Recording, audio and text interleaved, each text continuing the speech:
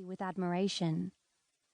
The woman hacked at the tops with a machete, stuck in pink straws. 80 baht. I scrambled in my bag. All the bills looked the same, but Deven already had it covered and was sitting down at a communal plastic table. "So, what are you planning on doing while you're here?" she asked. "I guess some temple hopping, ride an elephant." "You shouldn't," she said, sucking on her straw. I waited for her to say something else, but she was looking at a woman serving grilled corn on sticks. She was wearing a t-shirt that said, "The devil wears ivory." "Why not?" I asked eventually. "They use bullhooks." "Oh," I said, like I knew what that meant. "They steal the babies from their mothers and torture them till they don't even know who the fuck they are. Then they're good for the tourists." She looked at me evenly. She had a tiny silver ring in her nose that blinked when she held her head at a certain angle, and the lights caught it. "I didn't know."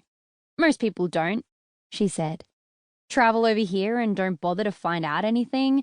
Don't want to know. Just want a selfie with an elephant." I guess she was talking about me. "You know the worst thing about Thailand?" she said, holding up her coconut. "No fucking bins." I couldn't tell if she was being ironic. I sucked up the last of the milk, trying not to make a slurping sound. I'd never much liked coconut, but I was surprised by how good it was. A young girl came and set up some kind of xylophone right next to us.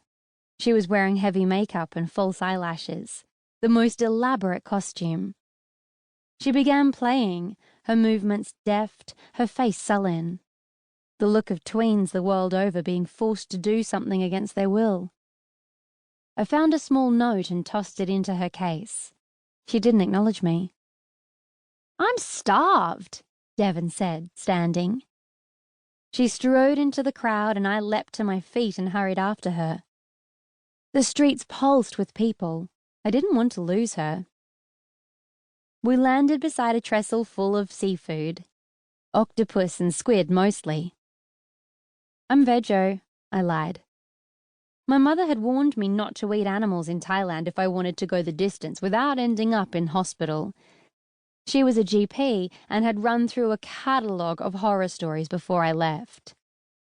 "Me too," Deven said.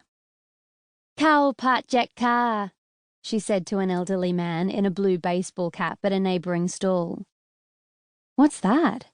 I asked as he handed over a box, my mouth filling with saliva. "Fried rice, with tofu and stacks of garlic." I ordered something deep fried because I figured it was the safest option. It came on a paper plate with a side of salad. We sat on a wall, part of the old city. I knew that much from my guidebook. I wasn't sure about the salad. What if it had been washed in tap water? I pushed it about with my plastic fork. On the back of a leaf was a tiny green caterpillar. It was alive. I put the plate on the wall a good distance away from me. "So, what are you doing here?" I asked. "I've been teaching further up north." "What's that like?" "All right. Good, I guess. And the money works out better than back home. Everything's so cheap here." She ran one finger around the empty carton and licked it. I didn't know what else to say. "Bet the kids love your blonde hair." She grimaced. "Except when I went on holiday and got a tan. Then they said, 'What happened to your face? You're ugly.'" My mouth must have dropped open. She laughed, a horsey sound. "They all want to be white. All the creams have got bleach in them." "Seriously?" "The trans kids in my class have bleach baths and cover themselves in talcum powder. Sometimes they come to school with blisters from the bleach." I leant forward, wanting more, but she stood abruptly. "Let's go rescue some elephants."